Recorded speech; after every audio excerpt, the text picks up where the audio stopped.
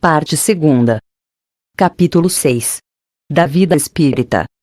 Espíritos errantes. Mundos transitórios. Percepções, sensações e sofrimentos dos espíritos. Ensaio teórico da sensação nos espíritos. Escolha das provas. As relações no além-túmulo. Relações de simpatia e de antipatia entre os espíritos. Metades eternas. Recordação da existência corpórea. Comemoração dos mortos. Funerais. Espíritos errantes. 223. A alma reencarna logo depois de se haver separado do corpo. Algumas vezes reencarna imediatamente, porém, de ordinário, só o faz depois de intervalos mais ou menos longos. Nos mundos superiores, a reencarnação é quase sempre imediata. Sendo aí menos grosseira a matéria corporal, o espírito, quando encarnado nesses mundos, goza quase que de todas as suas faculdades de espírito, sendo o seu estado normal dos sonâmbulos lúcidos entre vós. 224. Que é a alma no intervalo das encarnações? Espírito errante, que aspira a novo destino, que espera. Quanto podem durar esses intervalos? Desde algumas horas até alguns milhares de séculos. Propriamente falando, não há extremo limite estabelecido para o estado de erraticidade, que pode prolongar-se muitíssimo, mas que nunca é perpétuo. Cedo ou tarde, o espírito terá que volver a uma existência apropriada a purificá-lo das máculas de suas existências precedentes. Essa duração depende da vontade do espírito, ou lhe pode ser imposta como expiação. É uma consequência do livre-arbítrio. Os espíritos sabem perfeitamente o que fazem. Mas, também, para alguns, constitui uma punição que Deus lhes inflige. Outros pedem que ela se prolongue, a fim de continuarem estudos que só na condição de espírito livre podem efetuar-se com proveito. 225.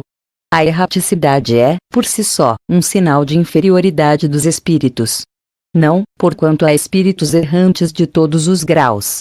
A encarnação é um estado transitório, já o dissemos. O espírito se acha no seu estado normal, quando liberto da matéria. 226. Poder-se-á dizer que são errantes todos os espíritos que não estão encarnados? Sim, com relação aos que tenham de reencarnar. Não são errantes, porém, os espíritos puros, os que chegaram à perfeição. Esses se encontram no seu estado definitivo.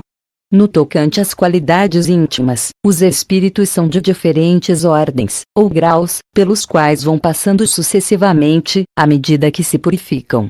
Com relação ao estado em que se acham, podem ser encarnados, isto é, ligados a um corpo, errantes, isto é, sem corpo material e aguardando nova encarnação para se melhorarem, espíritos puros, isto é, perfeitos, não precisando mais de encarnação. 227. De que modo se instruem os espíritos errantes? Certo, não o fazem do mesmo modo que nós outros. Estudam e procuram meios de elevar-se. Veem, observam o que ocorre nos lugares aonde vão. Ouvem os discursos dos homens doutos e os conselhos dos espíritos mais elevados e tudo isso lhes incute ideias que antes não tinham. 228. Conservam os espíritos algumas de suas paixões humanas. Com o invólucro imaterial os espíritos elevados deixam as paixões más e só guardam as do bem. Quanto aos espíritos inferiores, esses as conservam, pois do contrário pertenceriam à primeira ordem. 229. Porque, deixando a terra, não deixam aí os espíritos todas as más paixões, uma vez que lhes reconhecem os inconvenientes. Vês nesse mundo pessoas excessivamente invejosas. Imagens que, mal o deixam, perdem esse defeito. Acompanha os que da terra partem, sobretudo os que alimentaram paixões bem acentuadas, uma espécie de atmosfera que os envolve, conservando-lhes o que tem de mal, por não se achar o espírito inteiramente desprendido da matéria. Só por momentos ele entrevê a verdade, que assim lhe aparece como que para mostrar-lhe o bom caminho. 230. Na erraticidade, o espírito progride. Pode melhorar-se muito, tais sejam a vontade e o desejo que tenha de consegui-lo. Todavia, na existência corporal é que põe em prática as ideias que adquiriu. 231. São felizes ou desgraçados os espíritos errantes? Mais ou menos, conforme seus méritos. Sofrem por efeito das paixões cuja essência conservaram, ou são felizes, de conformidade com o grau de desmaterialização a que hajam chegado. Na erraticidade, o espírito percebe o que lhe falta para ser mais feliz e, desde então, procura os meios de alcançá-lo. Nem sempre, porém, lhe é permitido reencarnar como fora de seu agrado, representando isso, para ele, uma punição. 232. Podem os espíritos errantes ir a todos os mundos? Conforme. Pelo simples fato de haver deixado o corpo, o espírito não se acha completamente desprendido da matéria e continua a pertencer ao mundo onde acabou de viver, ou a outro do mesmo grau, a menos que, durante a vida, se tenha elevado, o que, aliás, constitui o objetivo para que devem tender seus esforços, pois, do contrário, nunca se aperfeiçoaria. Pode, no entanto, ir a alguns mundos superiores, mas na qualidade de estrangeiro. A bem dizer, consegue apenas entrevê-los, donde lhe nasce o desejo de melhorar-se, para ser digno da felicidade de que gozam os que os habitam, para ser digno também de habitá-los mais tarde. 233. Os espíritos já purificados descem aos mundos inferiores? Fazem-no frequentemente, com o fim de auxiliar-lhes o progresso. A não ser assim, esses mundos estariam entregues a si mesmos, sem guias para dirigi-los. Mundos transitórios. 234. Há, de fato, como já foi dito, mundos que servem de estações ou pontos de repouso aos espíritos errantes. Sim, há mundos particularmente destinados aos seres errantes, mundos que lhes podem servir de habitação temporária, espécies de bivaques, de campos onde descansem de uma demasiado longa erraticidade, estado este sempre um tanto penoso. São, entre os outros mundos, posições intermédias, graduadas de acordo com a natureza dos espíritos que a elas podem ter acesso, onde eles gozam de maior ou menor bem-estar. Os espíritos que habitam esses mundos podem deixá-los livremente? Sim, os espíritos que se encontram nesses mundos podem deixá-los, a fim de irem aonde devam ir. Figurai-os como bandos de aves que pousam numa ilha, para aí aguardarem que se lhes refaçam as forças, a fim de seguirem seu destino. 235. Enquanto permanecem nos mundos transitórios, os espíritos progridem. Certamente. Os que vão a tais mundos levam o objetivo de se instruírem e de poderem mais facilmente obter permissão para passar a outros lugares melhores e chegar à perfeição que os eleitos atingem. 236. Pela sua natureza especial, os mundos transitórios se conservam perpetuamente destinados aos espíritos errantes. Não, a condição deles é meramente temporária. Esses mundos são ao mesmo tempo habitados por seres corpóreos. Não, estérea é neles a superfície. Os que os habitam de nada precisam. É permanente e essa esterilidade decorre da natureza especial que apresentam. Não, são estéreis transitoriamente. Os mundos dessa categoria carecem então de belezas naturais. A natureza reflete as belezas de imensidade, que não são menos admiráveis do que aquilo a que dás o nome de belezas naturais. Sendo transitório o estado de semelhantes mundos, a Terra pertencerá algum dia ao número deles. Já pertenceu. Em que época? Durante a sua formação. Nada é inútil na natureza. Tudo tem um fim, uma destinação. Em lugar algum há o vazio. Tudo é habitado, há vida em toda parte. Assim, durante a dilatada sucessão dos séculos que passaram antes do aparecimento do homem na Terra, durante os lentos períodos de transição que as camadas geológicas atestam, antes mesmo da formação dos primeiros seres orgânicos, naquela massa informe, naquele árido caos, onde os elementos se achavam em confusão, não havia ausência de vida. Seres isentos das nossas necessidades, das nossas sensações físicas, lá encontravam refúgio. Quis Deus que, mesmo assim, ainda imperfeita, a Terra servisse para alguma coisa. Quem ousaria afirmar que, entre os milhares de mundos que giram na imensidade, um dos menores, perdido no seio da multidão infinita deles, goza do privilégio exclusivo de ser povoado? Qual então a utilidade dos demais? Tê-los-ia Deus feito unicamente para nos recrearem à vista? Suposição absurda, incompatível com a sabedoria que esplende em todas as suas obras, inadmissível desde que ponderemos na existência de todos os que não podemos perceber. Ninguém contestará que, nesta ideia da existência de mundos ainda impróprios para a vida material e, não obstante, já povoados de seres vivos apropriados a tal meio, há qualquer coisa de grande e sublime, em que talvez se encontre a solução de mais de um problema.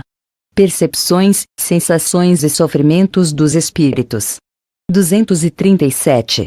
Uma vez de volta ao mundo dos espíritos, conserva a alma as percepções que tinha quando na terra? Sim, além de outras de que aí não dispunha, porque o corpo, qual véu sobre elas lançado, as obscurecia. A inteligência é um atributo, que tanto mais livremente se manifesta no espírito, quanto menos entraves tem a que vencer. 238. São ilimitadas as percepções e os conhecimentos dos espíritos. Numa palavra, eles sabem tudo. Quanto mais se aproximam da perfeição, tanto mais sabem. Se são espíritos superiores, sabem muito. Os espíritos inferiores são mais ou menos ignorantes acerca de tudo. 239. Conhecem os espíritos o princípio das coisas, conforme a elevação e a pureza que hajam atingido. Os de ordem inferior não sabem mais do que os homens. 240. A duração, os espíritos a compreendem como nós. Não e daí vem que nem sempre nos compreendeis, quando se trata de determinar datas ou épocas. Os espíritos vivem fora do tempo como compreendemos. A duração, para eles, deixa, por assim dizer, de existir. Os séculos, para nós tão longos, não passam, aos olhos deles, de instantes que se movem na eternidade, do mesmo modo que os relevos do solo se apagam e desaparecem para quem se eleva no espaço. 241. Os espíritos fazem do presente mais precisa e exata ideia do que nós. Do mesmo modo que aquele, que vê bem, faz mais exata ideia das coisas do que o cego. Os espíritos veem o que não vedes. Tudo apreciam, pois, diversamente do modo por que o fazeis, mas também isso depende da elevação deles. 242. Como é que os espíritos têm conhecimento do passado? E esse conhecimento lhes é ilimitado? O passado, quando com ele nos ocupamos, é presente. Verifica, se então, precisamente, o que se passa contigo quando recordas qualquer coisa que te impressionou no curso do teu exílio.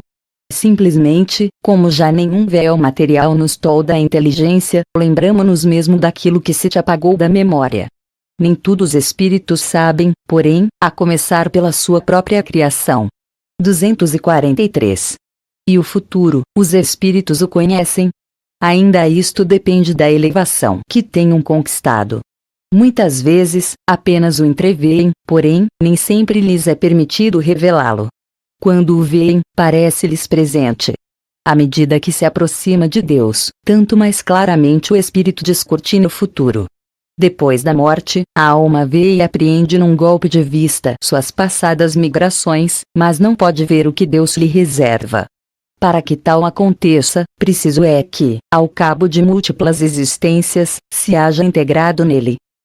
Os espíritos que alcançaram a perfeição absoluta têm conhecimento completo do futuro. Completo não se pode dizer, por isso que só Deus é soberano Senhor e ninguém o pode igualar. 244. Os espíritos veem a Deus. Só os espíritos superiores o veem e compreendem. Os inferiores o sentem e adivinham. Quando um espírito inferior diz que Deus lhe proíbe ou permite uma coisa, como sabe que isso lhe vem dele? Ele não vê a Deus, mas sente a sua soberania e, quando não deve ser feita alguma coisa ou dita uma palavra, percebe, como por intuição, a proibição de fazê-la ou dizê-la. Não tendes vos mesmos pressentimentos, que se vos afiguram avisos secretos, para fazerdes, ou não, isto ou aquilo? O mesmo nos acontece, se bem que em grau mais alto, pois compreendes que, sendo mais sutil do que as vossas a essência dos espíritos, podem estes receber melhor as advertências divinas. Deus transmite diretamente a ordem ao espírito, ou por intermédio de outros espíritos. Ela não lhe vem direta de Deus. Para se comunicar com Deus, é-lhe necessário ser digno disso. Deus lhe transmite suas ordens por intermédio dos espíritos imediatamente superiores em perfeição e instrução. 245. O espírito tem circunscrita a visão como os seres corpóreos. Não, ela reside em todo ele. 246. Precisam da luz para ver. Veem por si mesmos, sem precisarem de luz exterior. Para os espíritos, não há trevas, salvo as em que podem achar-se por expiação. 247. Para verem o que se passa em dois pontos diferentes, precisam transportar-se a esses pontos. Podem, por exemplo, ver simultaneamente nos dois hemisférios do globo. Como o espírito se transporta onde queira, com a rapidez do pensamento, pode-se dizer que vê em toda a parte ao mesmo tempo. Seu pensamento é suscetível de irradiar, dirigindo-se a um tempo para muitos pontos diferentes, mas esta faculdade depende da sua pureza. Quanto menos pura o espírito, tanto mais limitada tem a visão. Só os espíritos superiores podem com a vista abranger um conjunto. No espírito, a faculdade de ver é uma propriedade inerente à sua natureza e que reside em todo o seu ser, como a luz reside em todas as partes de um corpo luminoso. É uma espécie de lucidez universal que se estende a tudo, que abrange simultaneamente o espaço, os tempos e as coisas, lucidez para a qual não há trevas, nem obstáculos materiais. Compreende-se que deva ser assim. No homem, a visão se dá pelo funcionamento de um órgão que a luz impressiona. Daí se segue que, não havendo luz, o homem fica na obscuridade. No espírito, como a faculdade de ver constitui um atributo seu, a abstração feita de qualquer agente exterior, a visão independe da luz. 248. O espírito vê as coisas tão distintamente como nós. Mais distintamente, pois que sua vista penetra onde a vossa não pode penetrar. Nada a obscurece. 249. Percebe os sons. Sim, percebe mesmo sons imperceptíveis para os vossos sentidos obtusos. No espírito, a faculdade de ouvir está em todo ele, como a de ver. Todas as percepções constituem atributos do espírito e lhe são inerentes ao ser. Quando o reveste um corpo material, elas só lhe chegam pelo conduto dos órgãos. Deixam, porém, de estar localizadas, em se achando ele na condição de espírito livre. 250. Constituindo elas atributos próprios do espírito, ser-lhe-á possível subtrair-se às percepções. O espírito unicamente vê e ouve o que quer.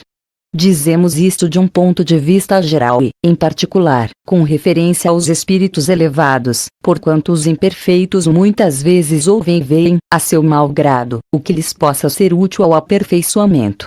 251. São sensíveis à música os espíritos. Aludes à música terrena? Que é ela comparada à música celeste? A esta harmonia de que nada na terra vos pode dar ideia. Uma está para a outra como o canto do selvagem para uma doce melodia. Não obstante, espíritos vulgares podem experimentar certo prazer em ouvir a vossa música, por lhes não ser dado ainda compreenderem outra mais sublime. A música possui infinitos encantos para os espíritos, por terem eles muito desenvolvidas as qualidades sensitivas. Refiro-me à música celeste, que é tudo o que de mais belo e delicado pode a imaginação espiritual conceber. 252. São sensíveis, os espíritos, às magnificências da natureza. Tão diferentes são as belezas naturais dos mundos, que longe estamos de as conhecer. Sim, os espíritos são sensíveis a essas belezas, de acordo com as aptidões que tenham para as apreciar e compreender. Para os espíritos elevados, há belezas de conjunto que, por assim dizer, apagam as das particularidades. 253. Os espíritos experimentam as nossas necessidades e sofrimentos físicos. Eles os conhecem, porque os sofreram, não os experimentam, porém, materialmente, com vós outros. São espíritos. 254. E a fadiga, a necessidade de repouso, experimentam-nas. Não podem sentir a fadiga, como entendeis. Conseguintemente, não precisam de descanso corporal, como vós, pois que não possuem órgãos cujas forças devam ser reparadas. O espírito, entretanto, repousa, no sentido de não estar em constante atividade. Ele não atua materialmente. Sua ação é toda intelectual e inteiramente moral o seu repouso. Quer isto dizer que momentos há em que o seu pensamento deixa de ser tão ativo quanto de ordinário e não se fixa em qualquer objeto determinado. É um verdadeiro repouso, mas de nenhum modo comparável do corpo. A espécie de fadiga que os espíritos são suscetíveis de sentir guarda a relação com a inferioridade deles. Quanto mais elevados sejam, tanto menos precisarão de repousar. 255. Quando um espírito diz que sofre, de que natureza é o seu sofrimento? Angústias morais, que o torturam mais dolorosamente do que todos os sofrimentos físicos. 256. Como é então que alguns espíritos se têm queixado de sofrer frio ou calor? É reminiscência do que padecem durante a vida, reminiscência não raro tão aflitiva quanto a realidade. Muitas vezes, no que eles assim dizem, apenas há uma comparação mediante a qual, em falta de coisa melhor, procuram exprimir a situação em que se acham. Quando se lembram do corpo que revestiram, têm impressão semelhante à de uma pessoa que, havendo tirado o manto que a envolvia, julga, passado algum tempo, que ainda o traz sobre os ombros. Ensaio teórico da sensação nos espíritos. 257. O corpo é o instrumento da dor. Se não é a causa primária desta é, pelo menos, a causa imediata. A alma tem a percepção da dor. Essa percepção é o efeito. A lembrança que da dor a alma conserva pode ser muito penosa, mas não pode ter ação física. De fato, nem o frio, nem o calor são capazes de desorganizar os tecidos da alma, que não é suscetível de congelar-se, nem de queimar-se. Não vemos todos os dias a recordação ou a apreensão de um mal físico produzirem o efeito desse mal, como se real fora. Não as vemos até causar a morte. Toda a gente sabe que aqueles a quem se amputou um membro costumam sentir dor no membro que lhes falta. Certo que aí não está a sede, ou, sequer, o ponto de partida da dor. O que há, apenas, é que o cérebro guardou desta impressão. Lícito, portanto, será admitir-se que coisa análoga ocorra nos sofrimentos do espírito após a morte.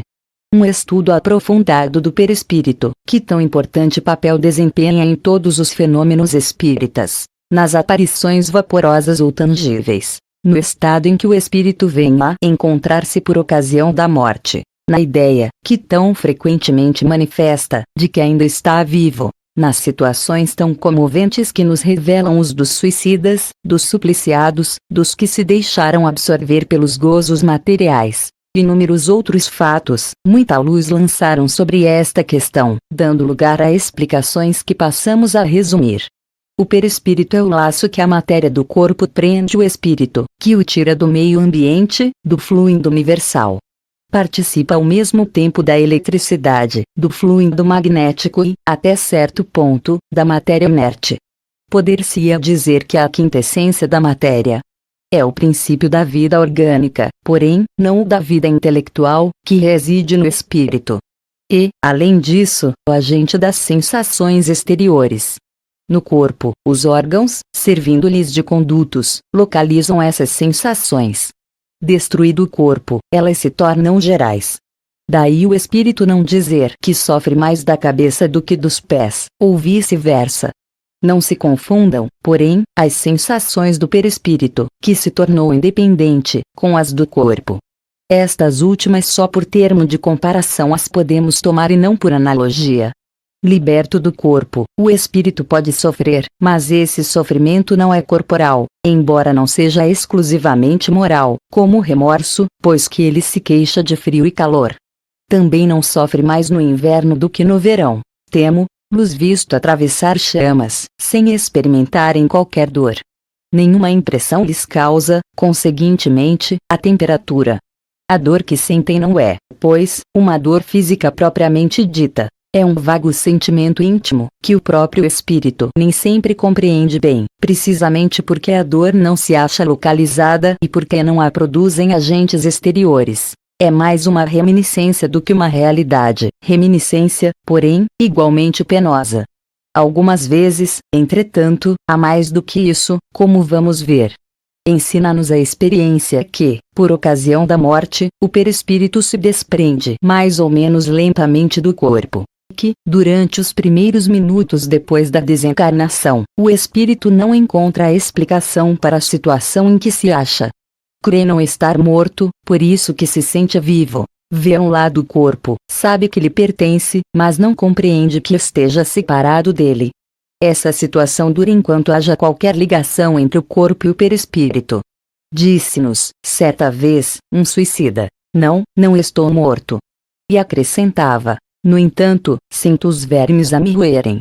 Ora, indubitavelmente, os vermes não lhe roíam o perispírito e ainda menos o espírito, roíam-lhe apenas o corpo.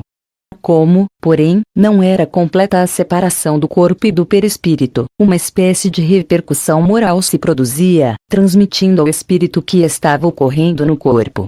Repercussão talvez não seja o termo próprio, porque pode induzir a suposição de um efeito muito material. Era antes a visão do que se passava com o corpo, ao qual ainda o conservava ligado o perispírito, o que lhe causava a ilusão, que ele tomava por realidade.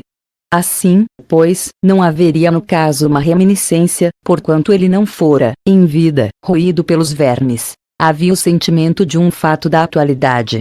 Isto mostra que deduções se podem tirar dos fatos, quando atentamente observados. Durante a vida, o corpo recebe impressões exteriores e as transmite ao espírito por intermédio do perispírito, que constitui, provavelmente, o que se chama fluido nervoso. Uma vez morto, o corpo nada mais sente, por já não haver nele espírito, nem perispírito.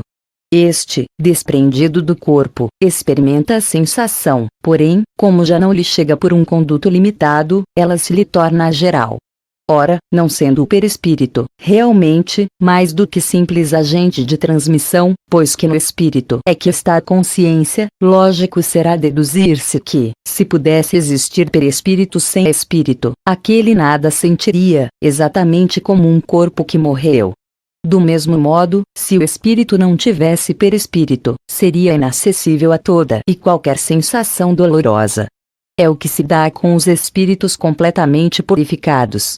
Sabemos que quanto mais eles se purificam, tanto mais etérea se torna a essência do perispírito, donde se segue que a influência material diminui à medida que o espírito progride, isto é, à medida que o próprio perispírito se torna menos grosseiro. Mas, dir-se-á, desde que pelo perispírito é que as sensações agradáveis, da mesma forma que as desagradáveis, se transmitem ao espírito, sendo o espírito puro e inacessível a umas, deve-se, igualmente às outras. Assim é, de fato, com relação às que provêm unicamente da influência da matéria que conhecemos. O som dos nossos instrumentos, o perfume das nossas flores nenhuma impressão lhe causam.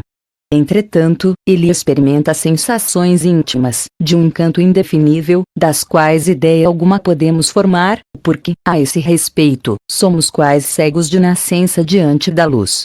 Sabemos que isso é real. Mas por que meio se produz? Até lá não vai a nossa ciência. Sabemos que no espírito há percepção, sensação, audição, visão, que essas faculdades são atributos do ser todo e não, como no homem, de uma parte apenas do ser. Mas de que modo ele as tem? Ignoramo-lo. Os próprios espíritos nada nos podem informar sobre isso, por inadequada nossa linguagem a exprimir ideias que não possuímos, precisamente como é, por falta de termos próprios, a dos selvagens, para traduzir ideias referentes às nossas artes, ciências e doutrinas filosóficas. Dizendo que os espíritos são inacessíveis às impressões da matéria que conhecemos, referimos-nos aos espíritos muito elevados, cujo envoltório etéreo não encontra analogia neste mundo.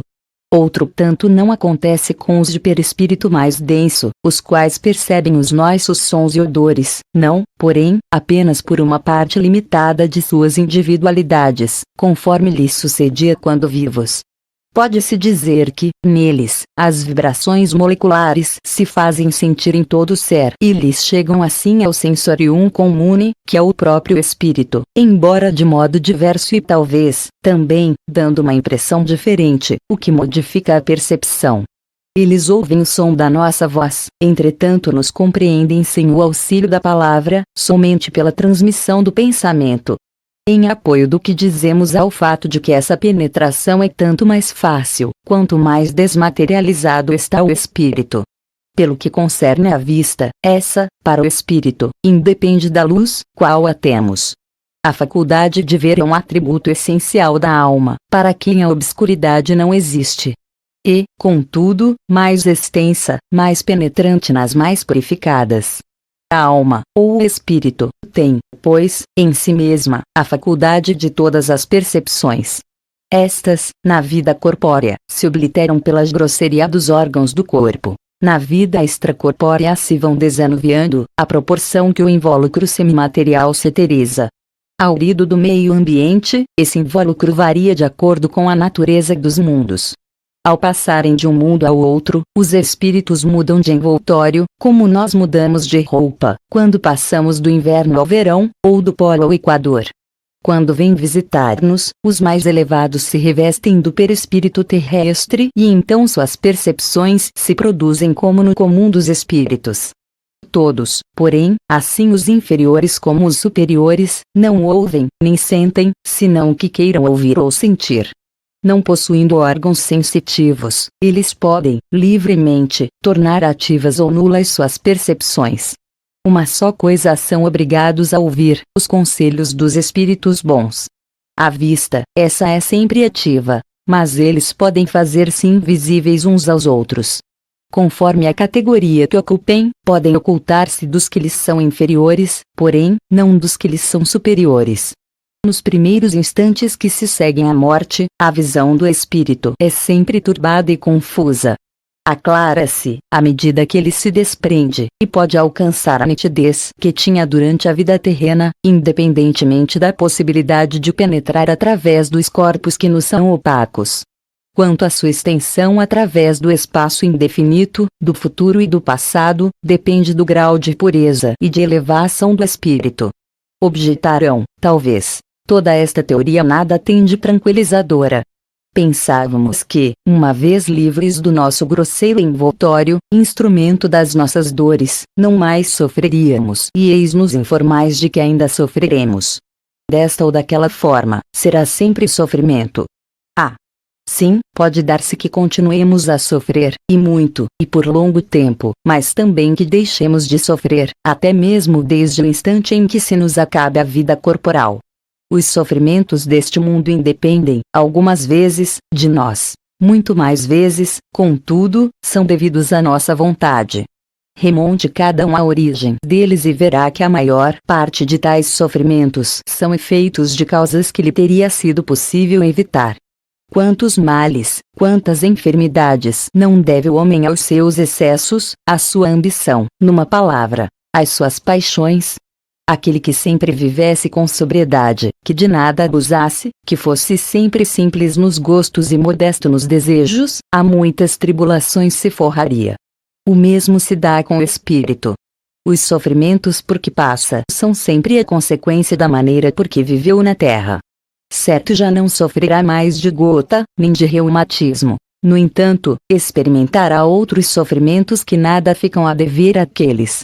Vimos que seu sofrer resulta dos laços que ainda o prendem à matéria, que quanto mais livre estiver da influência desta, ou, por outra, quanto mais desmaterializado se achar, menos dolorosas sensações experimentará.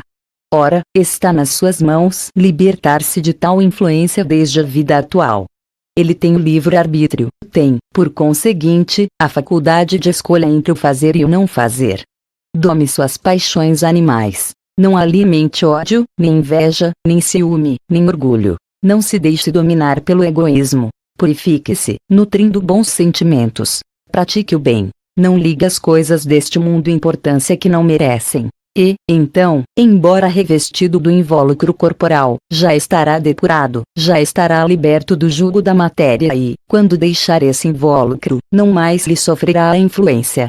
Nenhuma recordação dolorosa lhe advirá dos sofrimentos físicos que haja padecido. Nenhuma impressão desagradável eles lhe deixarão, porque apenas terão atingido o corpo e não a alma.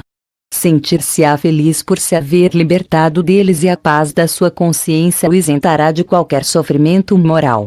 Interrogamos, aos milhares, espíritos que na Terra pertenceram a todas as classes da sociedade, ocuparam todas as posições sociais. Estudamo-los em todos os períodos da vida espírita, a partir do momento em que abandonaram o corpo. Acompanhamo-los passo a passo na vida de além-túmulo, para observar as mudanças que se operavam neles, nas suas ideias, nos seus sentimentos e, sob esse aspecto, não foram os que aqui se contaram entre os homens mais vulgares os que nos proporcionaram menos preciosos elementos de estudo.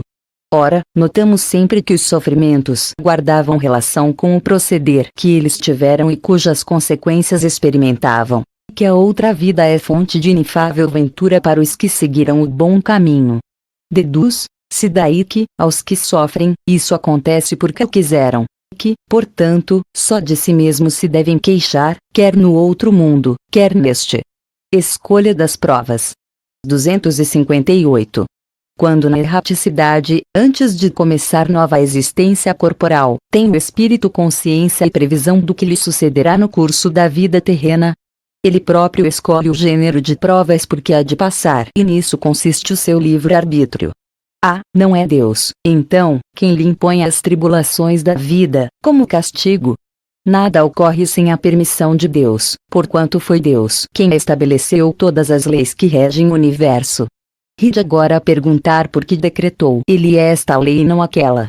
Dando ao espírito a liberdade de escolher, Deus lhe deixa a inteira responsabilidade de seus atos e das consequências que estes tiverem. Nada lhe estorva o futuro. Abertos se lhe acham, assim, o caminho do bem, como o do mal. Se vier a sucumbir, restar-lhe a consolação de que nem tudo se lhe acabou e que a bondade divina lhe concede a liberdade de recomeçar o que foi mal feito. Ademais, cumpre-se distinguir o que é obra da vontade de Deus do que o é da vontade do homem. Se um perigo vos ameaça, não fostes vos quem o criou e sim Deus. Vosso, porém, foi o desejo de a ele vos expordes, por haverdes visto nisso um meio de progredirdes, e Deus o permitiu. 259. Do fato de pertencer ao espírito a escolha do gênero de provas que deva sofrer, seguir-se-á que todas as tribulações que experimentamos na vida nós as previmos e buscamos. Todas, não, pois ninguém pode dizer que haveis previsto e buscado tudo o que vos sucede no mundo, até as mínimas coisas. Escolhestes apenas o gênero das provações. As particularidades correm por conta da posição em que vos achais. São, muitas vezes, consequências das vossas próprias ações.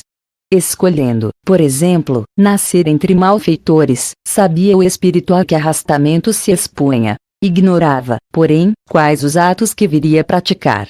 Esses atos resultam do exercício da sua vontade, ou do seu livre-arbítrio. Sabe o espírito que, escolhendo tal caminho, terá que sustentar lutas de determinada espécie. Sabe, portanto, de que natureza serão as vicissitudes que se lhe depararão, mas ignora se verificará este ou aquele êxito. Os acontecimentos secundários se originam das circunstâncias e da força mesma das coisas. Previstos só são os fatos principais, os que influem no destino. Se tomares uma estrada cheia de sulcos profundos, sabes que terás de andar cautelosamente, porque há muitas probabilidades de caíres. Ignoras, contudo, em que ponto cairás, e bem pode suceder que não caias, se fores bastante prudente. Se, ao percorreres uma rua, uma telha te cair na cabeça, não creias que estava escrito, segundo vulgarmente se diz. 260. Como pode o espírito desejar nascer entre gente de má vida? Forçoso é que seja posto num meio onde possa sofrer a prova que pediu. Pois bem, é necessário que haja analogia. Para lutar contra o instinto do roubo, preciso é que se ache em contato com gente dada à prática de roubar. Assim, se não houvesse na terra gente de maus costumes, o espírito não encontraria aí meio apropriado ao sofrimento de certas provas. E seria isso de lastimar-se. É o que ocorre nos mundos superiores, onde o mal não penetra. Eis porque, nesses mundos, só há espíritos bons. Fazei que em breve o mesmo se dê na terra. 261. Nas provações por que lhe cumpre passar para atingir a perfeição, tem o espírito que sofrer tentações de todas as naturezas. Tem que se achar em todas as circunstâncias que possam excitar-lhe o orgulho, a inveja, a avareza, a sensualidade, etc. Certo que não, pois bem sabeis haver espíritos que desde o começo tomam um caminho que os exime de muitas provas. Aquele, porém, que se deixa arrastar para o mau caminho, corre todos os perigos que o inçam. Pode um espírito, por exemplo, pedir a riqueza e ser-lhe esta concedida. Então, conforme o seu caráter, poderá tornar-se avaro ou pródigo, egoísta ou generoso, ou ainda lançar-se a todos os gozos da sensualidade. Daí não se segue, entretanto, que haja de forçosamente passar por todas estas tendências. 262. Como pode o espírito, que, em sua origem, é simples, ignorante e carecido de experiência, escolher uma existência com conhecimento de causa e ser responsável por essa escolha? Deus lhe supre a inexperiência, traçando-lhe o caminho que deve seguir, como fazeis com a criancinha. Deixa-o, porém, pouco a pouco, à medida que o seu livre-arbítrio se desenvolve, senhor de proceder à escolha, e só então é que muitas vezes lhe acontece extraviar-se, tomando mau caminho, por desatender os conselhos dos bons espíritos. A isso é que se pode chamar a queda do homem. Quando o espírito goza do livre-arbítrio, a escolha, que lhe cabe, da existência corporal depende sempre, exclusivamente, de sua vontade, ou essa existência lhe pode ser imposta, como expiação, pela vontade de Deus. Deus sabe esperar, não apressa a expiação. Todavia, pode impor certa existência a um espírito, quando este, pela sua inferioridade ou má vontade, não se mostra apto a compreender o que lhe seria mais útil, e quando vê que tal existência servirá para a purificação e o progresso do espírito, ao mesmo tempo que lhe sirva de expiação. 263. O espírito faz a sua escolha logo depois da morte? Não, muitos acreditam na eternidade das penas, o que, como já se vos disse, é um castigo. 264. Que é o que dirige o espírito na escolha das provas que queira sofrer. Ele escolhe, de acordo com a natureza de suas faltas, as que o levem à expiação destas e a progredir mais depressa.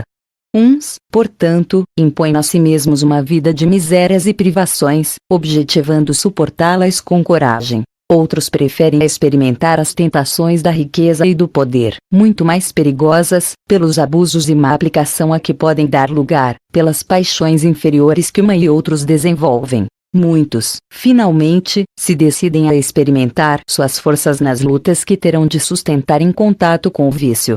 265. Havendo espíritos que, por provação, escolhem o contato do vício, outros não haverá que o busquem por simpatia e pelo desejo de viverem num meio conforme os seus gostos, ou para poderem entregar-se materialmente a seus pendores materiais. Sem dúvida, mas tão somente entre aqueles cujo senso moral ainda está pouco desenvolvido. A prova vem por si mesma e eles a sofrem mais demoradamente. Cedo ou tarde, compreendem que a satisfação de suas paixões brutais lhes acarretou deploráveis consequências, que eles sofreram durante um tempo que lhes parecerá eterno. E Deus os deixará nessa persuasão, até que se tornem conscientes da falta em que incorreram e peçam, por impulso próprio, lhes seja concedido resgatá-la, mediante úteis provações. 266. Não parece natural que se escolham as provas menos dolorosas? Pode parecer-vos a vós, ao espírito, não. Logo que este se desliga da matéria, cessa toda a ilusão e outra passa a ser a sua maneira de pensar. Sob a influência das ideias carnais, o homem, na terra, só vê das provas o lado penoso. Tal a razão de lhe parecer natural sejam escolhidas as que, do seu ponto de vista, podem coexistir com os gozos materiais. Na vida espiritual, porém, compara esses gozos fugazes e grosseiros com a inalterável felicidade que lhe é dado entrever e desde logo nenhuma impressão mais lhe causam os passageiros sofrimentos terrenos. Assim, pois, o espírito pode escolher prova muito rude, conseguintemente, uma angustiada existência, na esperança de alcançar depressa um estado melhor, como o doente escolhe muitas vezes o remédio mais desagradável para se curar de pronto. Aquele que intenta ligar seu nome à descoberta de um país desconhecido não procura trilhar estrada florida. Conhece os perigos a que se arrisca, mas também sabe que o espera glória, se lograr bom êxito. A doutrina da liberdade que temos de escolher as nossas existências e as provas que devamos sofrer deixa de parecer singular, desde que se atenda que os espíritos, uma vez desprendidos da matéria, apreciam as coisas de modo diverso da nossa maneira de apreciá-las. Divisam a meta, que bem diferente é para eles dos gozos fugitivos do mundo. Após cada existência, veem o passo que deram e compreendem o que ainda lhes falta em pureza para atingirem aquela meta. Daí o se submeterem voluntariamente a todas as vicissitudes da vida corpórea, solicitando as que possam fazer que alcancem mais presto. Não há, pois, motivo de espanto no fato de o espírito não preferir a existência mais suave. Não lhe é possível, no estado de imperfeição em que se encontra, gozar de uma vida isenta de amarguras. Ele o percebe e, precisamente para chegar a fruí-la, é que trata de se melhorar. Não vemos, aliás, todos os dias, exemplos de escolhas tais. Que faz o homem que passa uma parte de sua vida a trabalhar sem trégua, nem descanso, para reunir haveres que lhe assegurem o bem-estar, se não desempenhar uma tarefa que a si mesmo se impôs, tendo em vista melhor futuro? O militar que se oferece para uma perigosa missão, o navegante que afronta não menores perigos, por amor da ciência ou no seu próprio interesse, que fazem, também eles, se não sujeitar-se a provas voluntárias, de que lhes advirão honras e proveito, se não sucumbirem? A que se não submete ou expõe o homem pelo seu interesse ou pela sua glória? E os concursos não são também todos provas voluntárias a que os concorrentes se sujeitam, com o fito de avançarem na carreira que escolheram. Ninguém galga qualquer posição nas ciências, nas artes, na indústria, senão passando pela série das posições inferiores, que são outras tantas provas. A vida humana é, pois, cópia da vida espiritual. Nela se nos deparam em ponto pequeno todas as peripécias da outra. Ora, se na vida terrena muitas vezes escolhemos duras provas, visando posição mais elevada, porque não haveria o espírito, que enxerga mais longe que o corpo e para quem a vida corporal é apenas incidente de curta duração, de escolher uma existência árdua e laboriosa, desde que o conduza à felicidade eterna? Os que dizem que pedirão para ser príncipes ou milionários, uma vez que ao homem é que caiba escolher a sua existência, se assemelham aos míopes, que apenas veem aquilo em que tocam, ou a meninos gulosos, que, a quem os interroga sobre isso, respondem que desejam ser pasteleiros ou doceiros. O viajante que atravessa profundo vale ensombrado por espesso nevoeiro não logra apanhar com a vista a extensão da estrada por onde vai, nem os seus pontos extremos. Chegando, porém, ao cume da montanha, abrange com o olhar quanto percorreu do caminho e quanto lhe resta dele a percorrer. Divisa-lhe o termo, vê os obstáculos que ainda terá de transpor e combina então os meios mais seguros de atingi-lo. O espírito encarnado é qual viajante no sopé da montanha. Desenleado dos lianes terrenais, sua visão tudo domina, como a daquele que subiu a crista da serrania. Para o viajor, no termo da sua jornada está o repouso após a fadiga. Para o espírito, está a felicidade suprema, após as tribulações e as provas.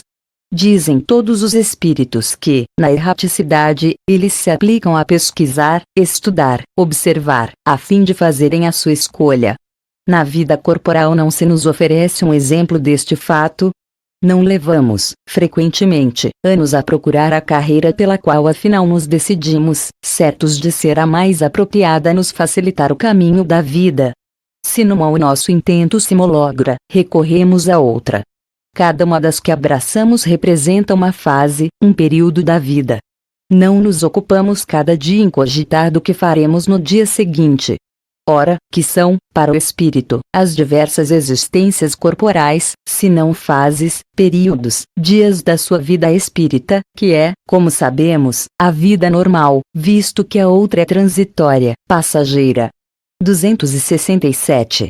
Pode o espírito proceder à escolha de suas provas, enquanto encarnado. O desejo que então alimenta pode influir na escolha que venha a fazer, dependendo isso da intenção que o anime. Dá-se, porém, que, como espírito livre, quase sempre vê as coisas de modo diferente. O espírito por si só é quem faz a escolha. Entretanto, ainda uma vez o dizemos, possível é fazê-la, mesmo na vida material, por isso que há sempre momentos em que o espírito se torna independente da matéria que lhe serve de habitação. Não é de certo como expiação, ou como prova, que muita gente deseja as grandezas e as riquezas. Será? Indubitavelmente, não. A matéria deseja essa grandeza para gozá-la e o espírito para conhecer-lhe as vicissitudes. 268. Até que chegue ao estado de pureza perfeita, tem o espírito que passar constantemente por provas. Sim, mas que não são como entendeis, pois que só considerais provas as tribulações materiais. Ora, havendo-se elevado a um certo grau, o espírito, embora não seja ainda perfeito, já não tem que sofrer provas. Continua, porém, sujeito a deveres nada penosos, cuja satisfação lhe auxilia o aperfeiçoamento, mesmo que consistam apenas em auxiliar os outros a se aperfeiçoarem. 269. Pode o espírito enganar-se quanto à eficiência da prova que escolheu. Pode escolher uma que esteja acima de suas forças e sucumbir.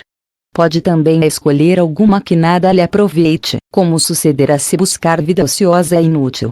Mas, então, voltando ao mundo dos espíritos, verifica que nada ganhou e pede outra que lhe faculte recuperar o tempo perdido. 270. A que se devem atribuir as vocações de certas pessoas e a vontade que sentem de seguir uma carreira de preferência a outra? Parece-me que vos mesmos podeis responder a esta pergunta. Pois não é isso a consequência de tudo que acabamos de dizer sobre a escolha das provas e sobre o progresso efetuado em existência anterior? 271. Estudando, na erraticidade, as diversas condições em que poderá progredir, como pensa o espírito consegui-lo, nascendo, por exemplo, entre canibais. Entre canibais não nascem espíritos já adiantados, mas espíritos da natureza dos canibais, ou ainda inferiores aos destes. Sabemos que os nossos antropófagos não se acham no último degrau da escala espiritual e que mundos aonde a bruteza e a ferocidade não têm analogia na Terra. Os espíritos que aí encarnam são, portanto, inferiores aos mais ínfimos que no nosso mundo encarnam. Para eles, pois, nascer entre os nossos selvagens representa um progresso, como o progresso seria, para os antropófagos terrenos, exercerem entre nós uma profissão que os obrigasse a fazer correr sangue. Não podem pôr mais alto suas vistas, porque sua inferioridade moral não lhes permite compreender maior progresso.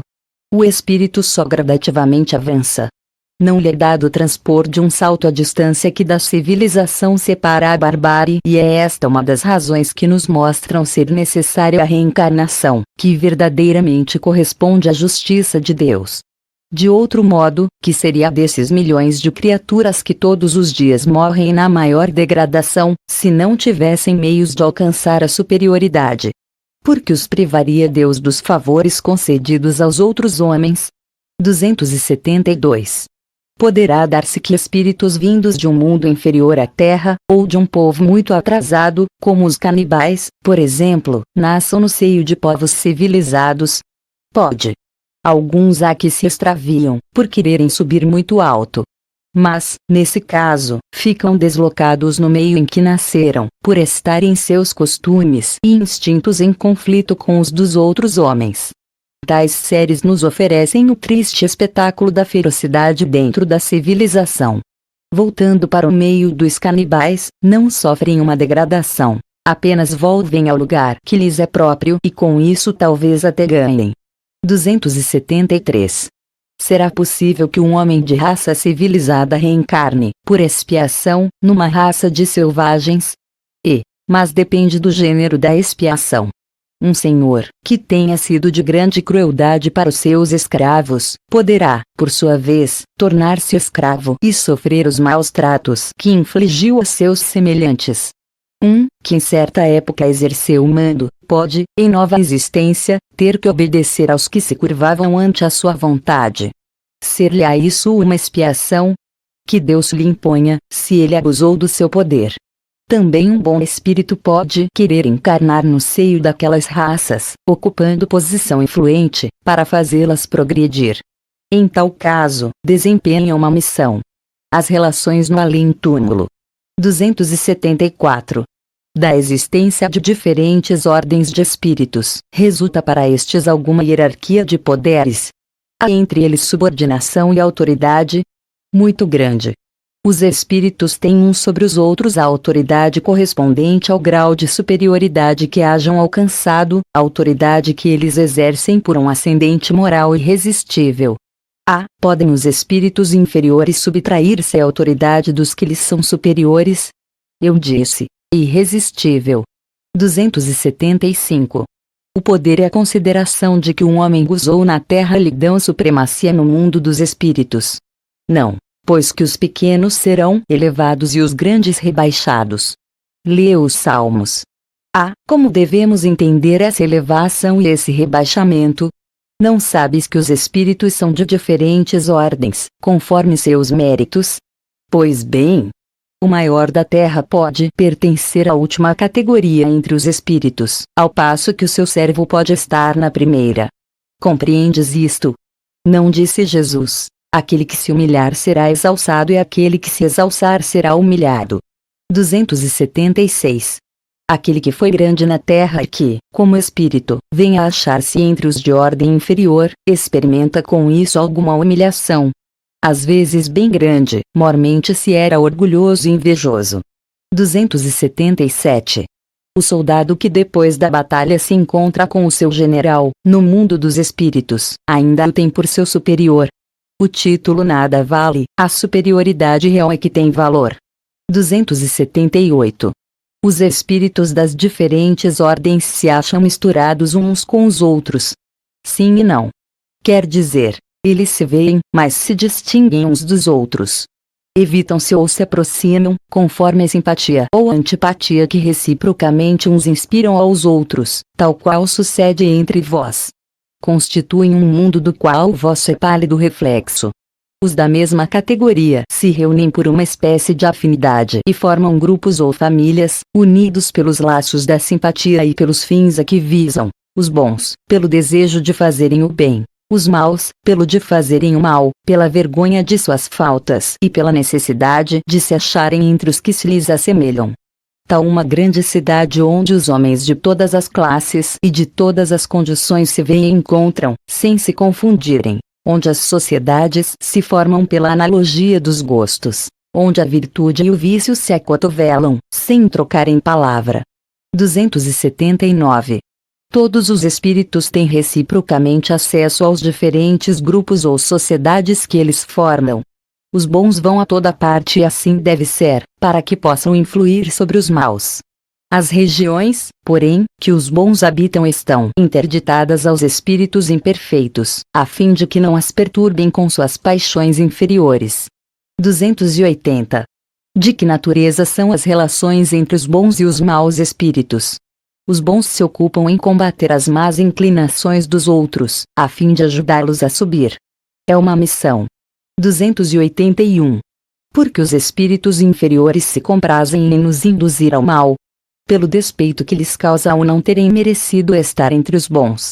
O desejo que neles predomina é o de impedirem, quanto possam, que os espíritos ainda inexperientes alcancem o supremo bem. Querem que os outros experimentem o que eles próprios experimentam. Isto não se dá também entre vós outros. 282. Como se comunicam entre si os espíritos? Eles se veem e se compreendem. A palavra imaterial é o reflexo do espírito. O fluido universal estabelece entre eles constante comunicação. É o veículo da transmissão de seus pensamentos, como, para vós, o ar é do som. É uma espécie de telégrafo universal, que liga todos os mundos e permite que os espíritos se correspondam de um mundo a outro. 283. Podem os espíritos, reciprocamente, dissimular seus pensamentos? Podem ocultar-se uns dos outros? Não. Para os espíritos, tudo é patente, sobretudo para os perfeitos. Podem afastar-se uns dos outros, mas sempre se veem.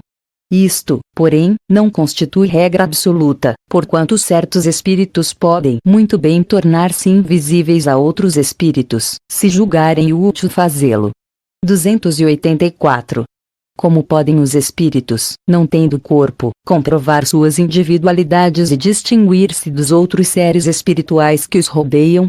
Comprovam suas individualidades pelo perispírito, que os torna distinguíveis uns dos outros, como faz o corpo entre os homens. 285. Os espíritos se reconhecem por terem coabitado a terra? O filho reconhece o pai, o amigo reconhece o seu amigo? Perfeitamente e, assim, de geração em geração. Como é que os que se conheceram na terra se reconhecem no mundo dos espíritos? Vemos a nossa vida pretérita e lemos nela como em um livro. Vendo a dos nossos amigos e dos nossos inimigos, aí vemos a passagem deles da vida corporal a outra. 286. Deixando seus despojos mortais, a alma vê imediatamente os parentes e amigos que a precederam no mundo dos espíritos. Imediatamente, ainda aqui, não é o termo próprio. Como já dissemos, é-lhe necessário algum tempo para que ela se reconheça a si mesma e alije o véu material. 287. Como é acolhida a alma no seu regresso ao mundo dos espíritos?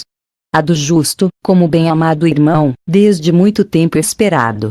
A do mal, como a um ser desprezível. 288. Que sentimento desperta nos espíritos impuros a chegada entre eles de outro espírito mau? Os maus ficam satisfeitos quando veem seres que se lhes assemelham e privados, também, da infinita aventura, qual na terra um tratante entre seus iguais. 289. Nossos parentes e amigos costumam vir-nos ao encontro quando deixamos a terra? Sim, os espíritos vão ao encontro da alma a quem são afeiçoados. Felicitam-na, como se regressasse de uma viagem, por haver escapado aos perigos da estrada, e ajudam-na a desprender-se dos liames corporais. É uma graça concedida aos bons espíritos o lhes virem ao encontro os que os andam, ao passo que aquele que se acha maculado permanece em isolamento, ou só tem a rodeá-los que lhes são semelhantes. É uma punição. 290. Os parentes e amigos sempre se reúnem depois da morte? Depende isso da elevação deles e do caminho que seguem, procurando progredir. Se um está mais adiantado e caminha mais depressa do que outro, não podem os dois conservar-se juntos. Ver-se-ão de tempos a tempos, mas não estarão reunidos para sempre, senão quando puderem caminhar lado a lado, ou quando se houverem igualado na perfeição. Acresce que a privação de ver os parentes e amigos é, às vezes, uma punição. Relações de simpatia e de antipatia entre os espíritos. Metades eternas. 291. Além da simpatia geral, oriunda da semelhança que entre eles exista, votam-se os espíritos recíprocas afeições particulares. Do mesmo modo que os homens, sendo, porém que mais forte é o laço que prende os espíritos uns aos outros, quando carentes de corpo material, porque então esse laço não se acha exposto às vicissitudes das paixões. 292. Alimentam ódio entre si os espíritos. Só entre os espíritos impuros a ódio são eles que insuflam nos homens as inimizades e as dissensões. 293. Conservaram ressentimento um do outro, no mundo dos espíritos, dois seres que foram inimigos na terra? Não. Compreenderão que era estúpido o ódio que se votavam mutuamente e por o motivo que o inspirava. Apenas os espíritos imperfeitos conservam uma espécie de animosidade, enquanto se não purificam. Se foi unicamente um interesse material que os inimizou, nisso não pensarão mais, por pouco desmaterializados que estejam. Não havendo entre eles antipatia e tendo deixado de existir a causa de suas desavenças, aproximam-se uns dos outros com prazer. Sucede como entre dois colegiais que, chegando à idade da ponderação, reconhecem a puerilidade de suas dissensões infantis e deixam de se mal querer. 294. A lembrança dos atos maus que dois homens praticaram um contra o outro constitui obstáculo a que entre eles reine simpatia. Essa lembrança os induz a se afastarem um do outro. 295. Que sentimento anima, depois da morte, aqueles a quem fizemos mal neste mundo? Se são bons, eles vos perdoam, segundo o vosso arrependimento. Se maus, é possível que guardem ressentimento do mal que lhes fizestes e vos persigam até, não raro, em outra existência. Deus pode permitir que assim seja, por castigo. 296. São suscetíveis de alterar-se as afeições individuais dos espíritos. Não, por não estarem eles sujeitos a enganar-se. Falta-lhes a máscara sob que se escondem os hipócritas. Daí vem que, sendo puros, suas afeições são inalteráveis. Suprema felicidade lhes advém do amor que os une. 297. Continua a existir sempre, no mundo dos espíritos, a afeição mútua a que dois seres se consagraram na Terra? Sem dúvida, desde que originada de verdadeira simpatia. Se, porém, nasceu principalmente de causas de ordem física, desaparece com a causa.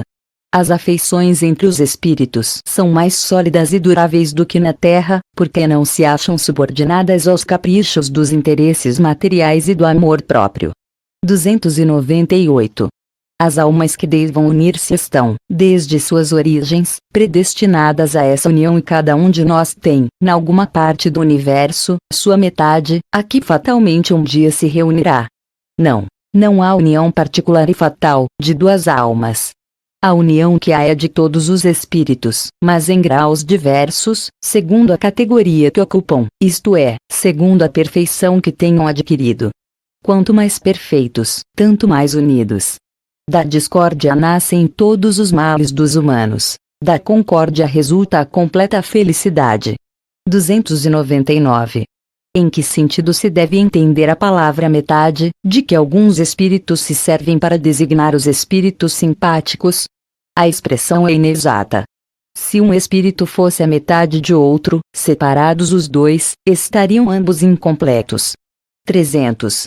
Se dois espíritos perfeitamente simpáticos se reunirem, estarão unidos para todo sempre, ou poderão separar-se e unir-se a outros espíritos?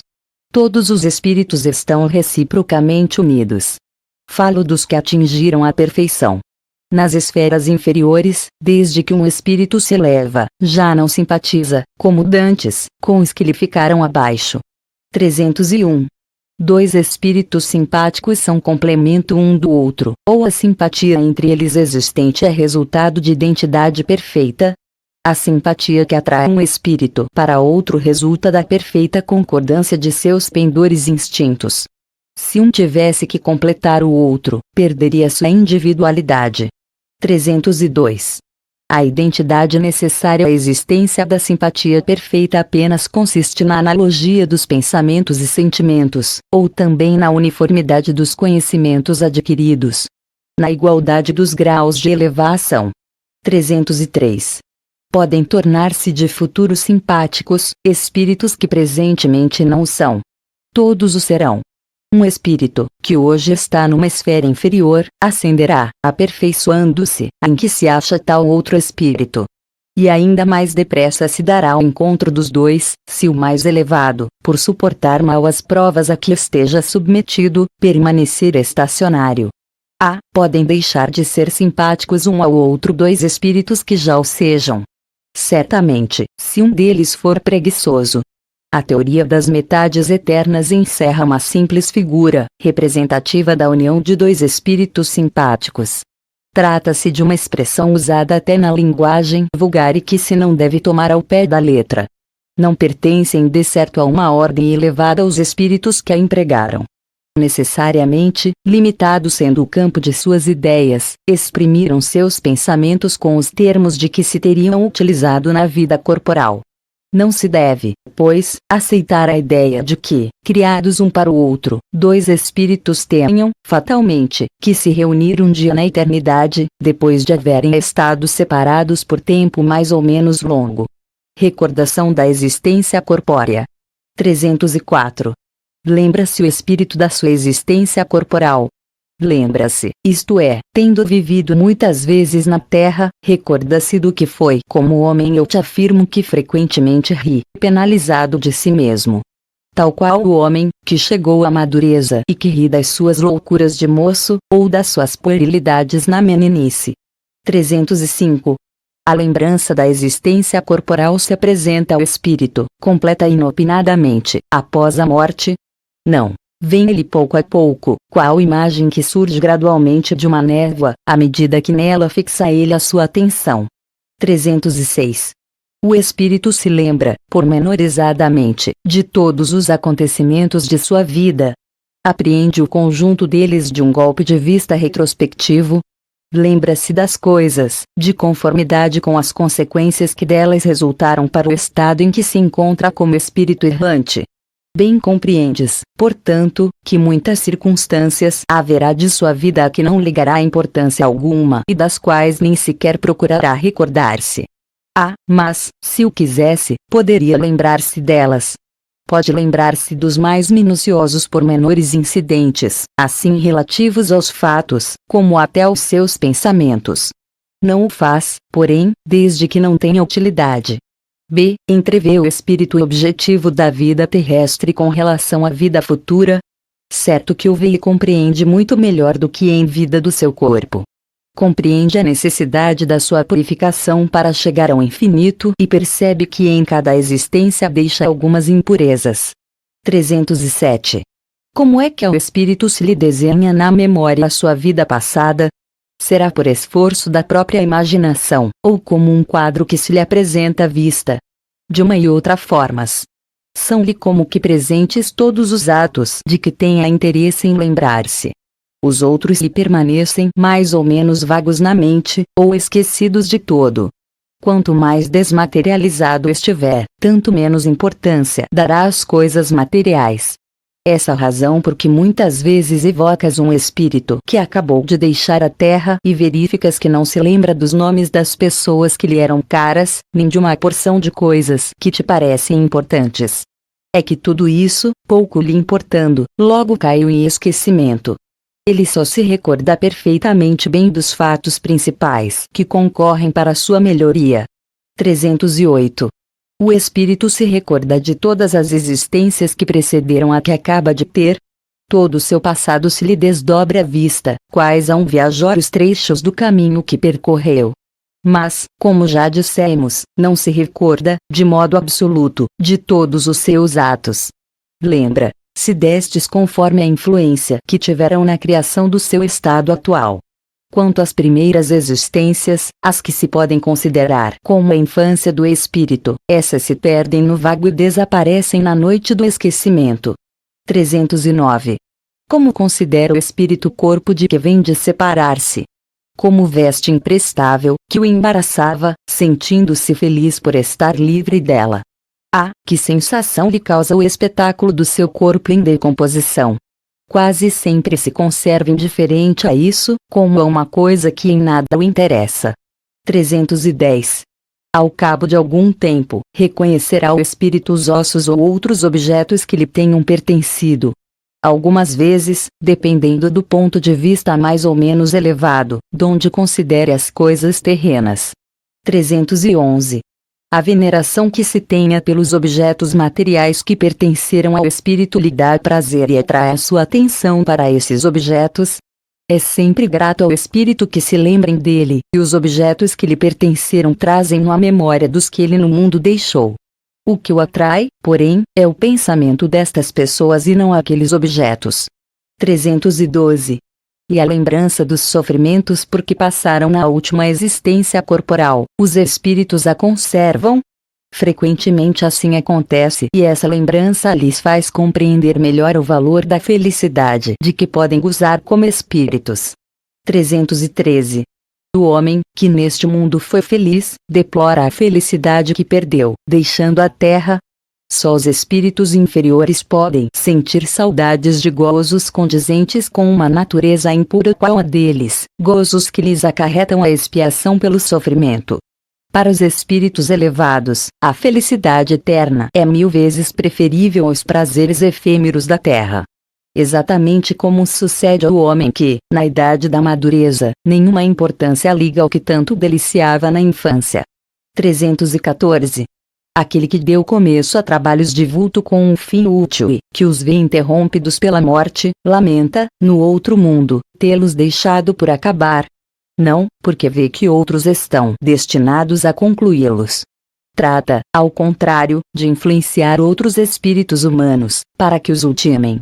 Seu objetivo, na Terra, era o bem da humanidade. O mesmo objetivo continua a ter no mundo dos espíritos. 315. E o que deixou trabalhos de arte ou de literatura, conserva pelas suas obras o amor que lhes tinha quando vivo? De acordo com a sua elevação, aprecia-as de outro ponto de vista e não é raro condene o que maior admiração lhe causava. 316. No além, o espírito se interessa pelos trabalhos que se executam na terra, pelo progresso das artes e das ciências, conforme a sua elevação ou a missão que possa ter que desempenhar.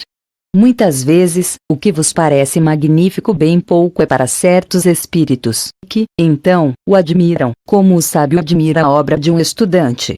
Atentam apenas no que prove a elevação dos encarnados e seus progressos. 317.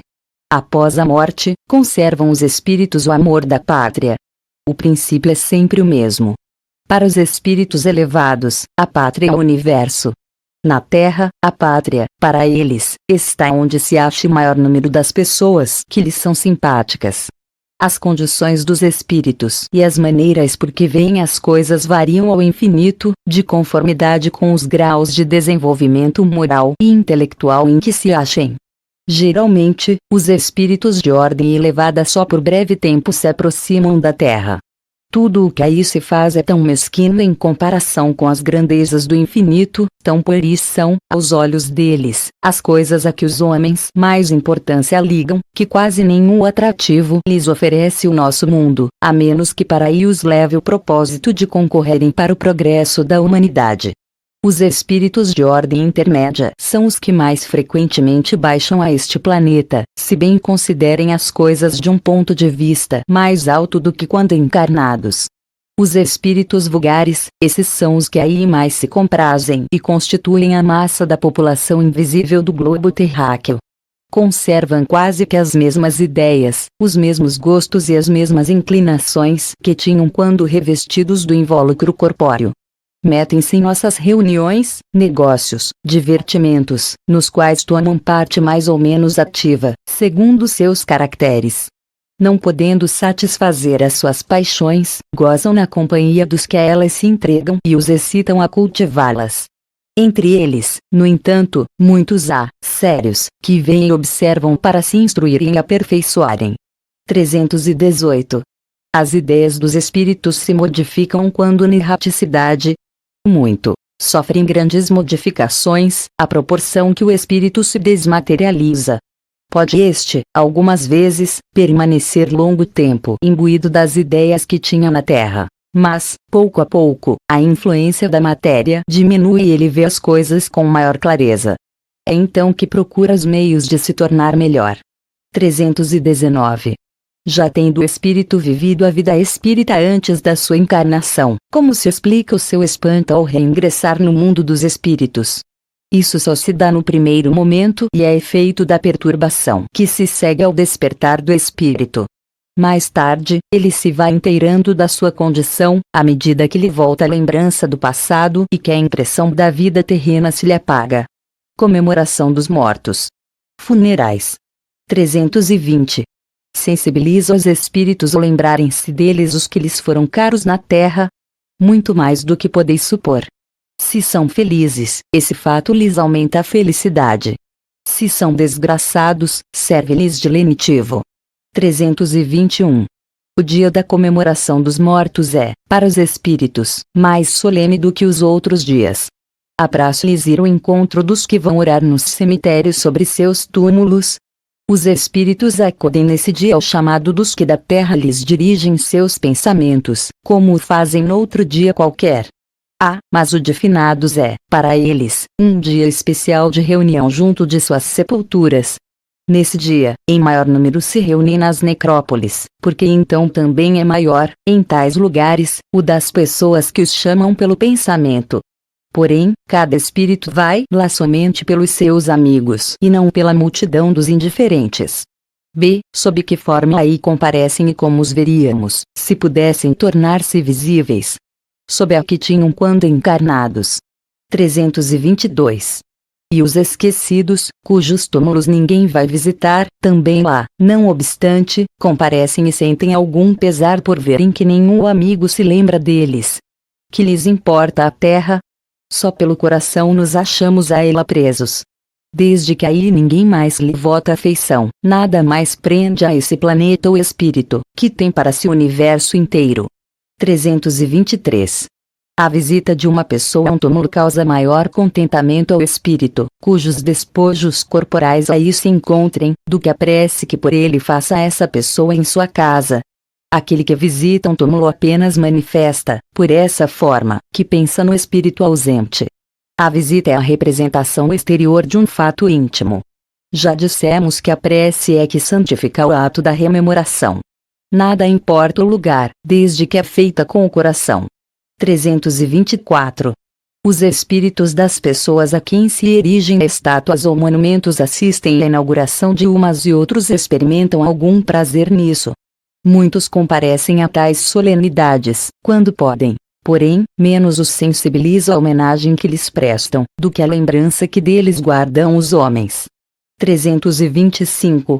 Qual a origem do desejo que certas pessoas exprimem de ser enterradas antes num lugar do que noutro? Será que preferirão, depois de mortas, vir a tal lugar? E essa importância dada a uma coisa tão material constitui indício de inferioridade do espírito. A afeição particular do espírito por determinados lugares. Inferioridade moral. Que importa este ou aquele canto da terra a um espírito elevado? Não sabe ele que sua alma se reunirá às dos que lhe são caros, embora fiquem separados os seus respectivos ossos. Deve-se considerar futilidade a reunião dos despojos mortais de todos os membros de uma família? Não. É um costume piedoso e um testemunho de simpatia que dão os que assim procedem aos que lhes foram entes queridos. Conquanto destituída de importância para os espíritos, essa reunião é útil aos homens. Mais concentradas se tornam suas recordações. 326. Comovem a alma que volta à vida espiritual as honras que lhe prestem aos despojos mortais. Quando já ascendeu a certo grau de perfeição, o espírito se acha escoimado de vaidades terrenas e compreende a futilidade de todas essas coisas.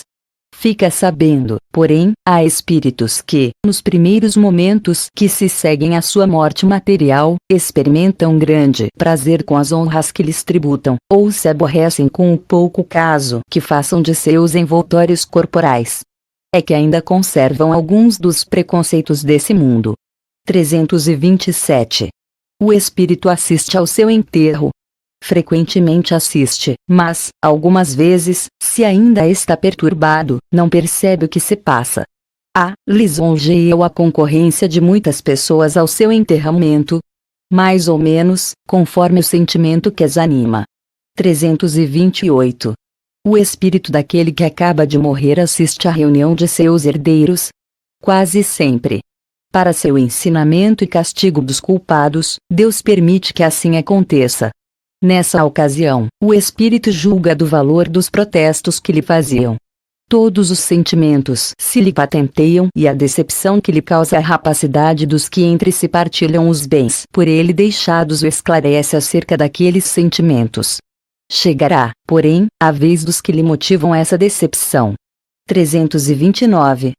O instintivo respeito que, em todos os tempos e entre todos os povos, o homem consagrou e consagra aos mortos é efeito da intuição que tem da vida futura. É a consequência natural dessa intuição. Se assim não fosse, nenhuma razão de ser teria a esse respeito.